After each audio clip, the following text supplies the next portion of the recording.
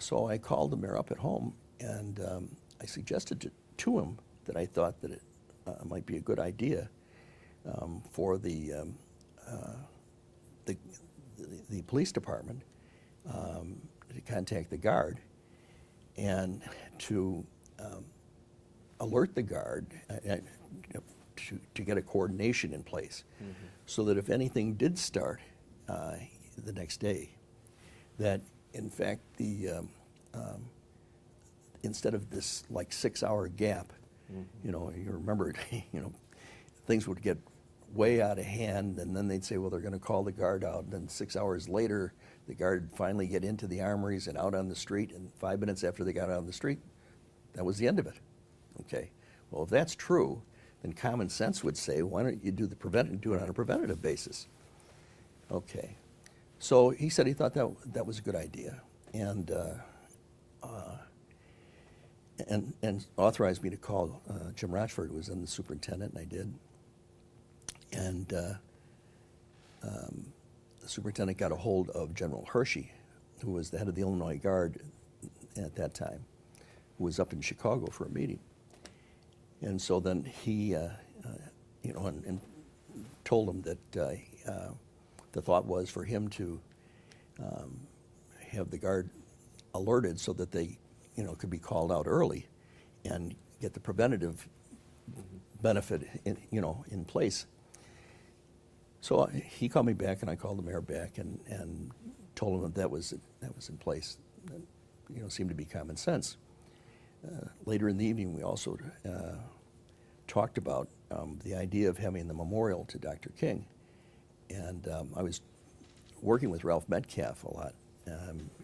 I thought a lot of Congressman Metcalf. I thought he was a terrific guy and a strong leader, and a lot of times when there was questions that came up, I'd call him.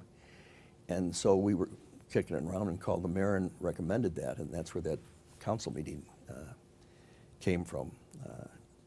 I think actually about 3 o'clock in the morning it was finally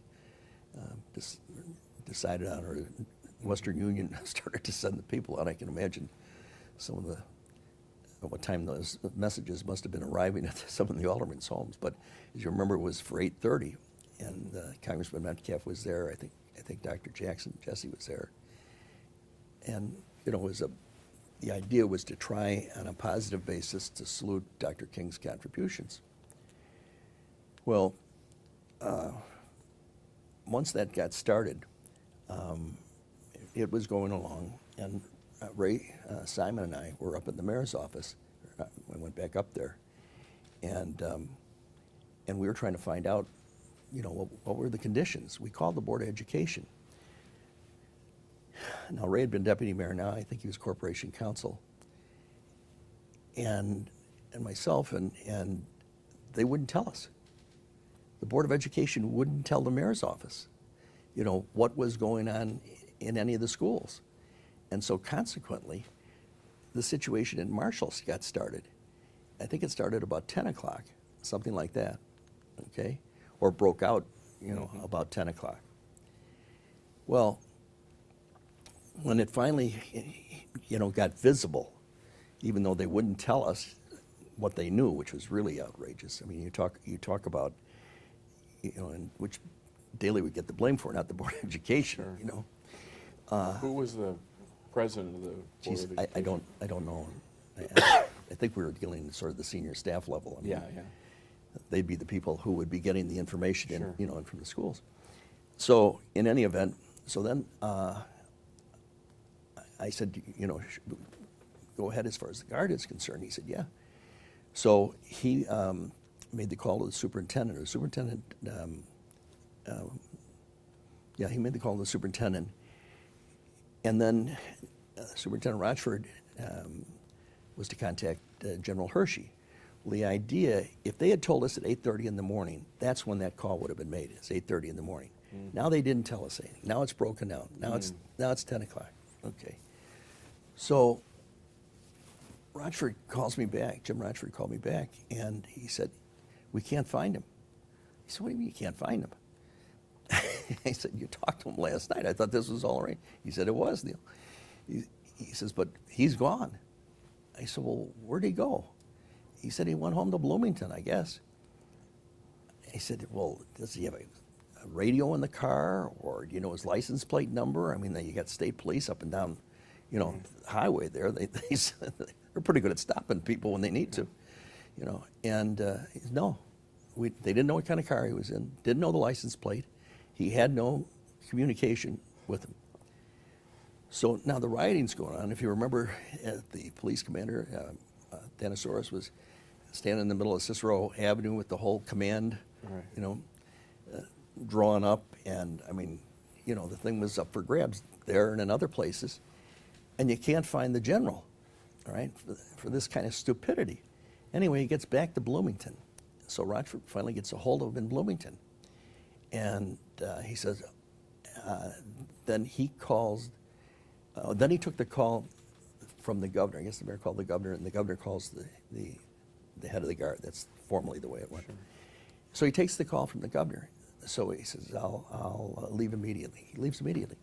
He still doesn't tell anybody what kind of car he's got.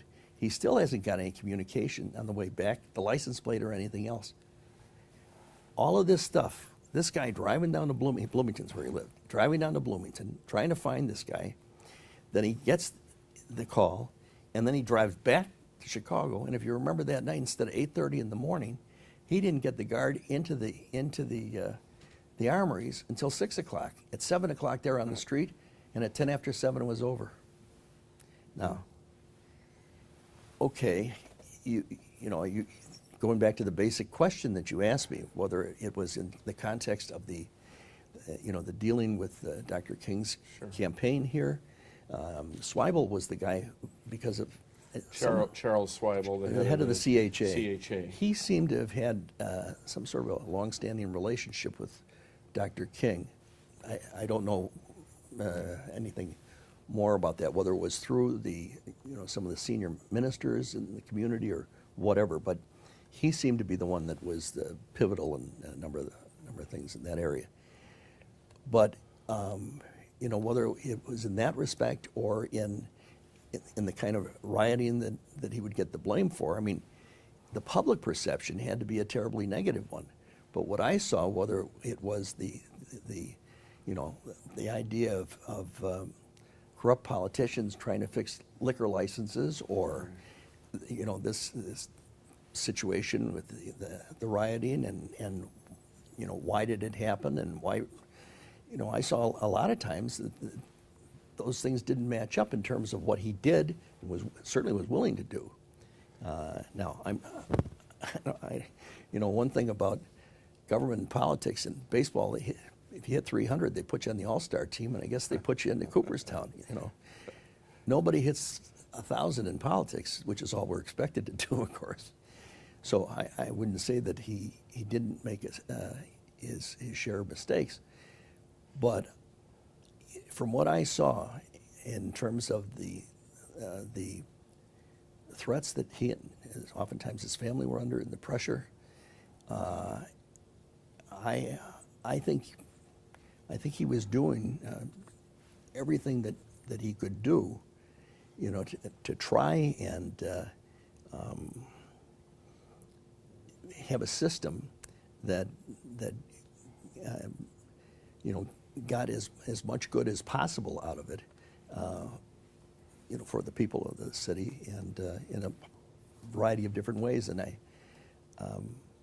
I never saw anybody after that even came close to the. I said earlier there were 75 of them, the multi-dimensions of them. Right. I mean, he in the various roles, whether it was the mayor or you'd be talking to him about government. If you happen to cross the line and go into politics, you could almost hear, the iron wall going, come right down. I mean, your job was in government; it's over here, And but the grandfather, the father, they can say he's insensitive, but I saw tears coming down his face when how the mayor's desk and Right. the mayor's office has those big windows Right. facing west. At night, when there is that orange glow out there. Right. I mean, he was sitting there, and it was happening, and it wasn't happening for anybody's benefit. It was just, I mean, it was tearing him apart. What was going on?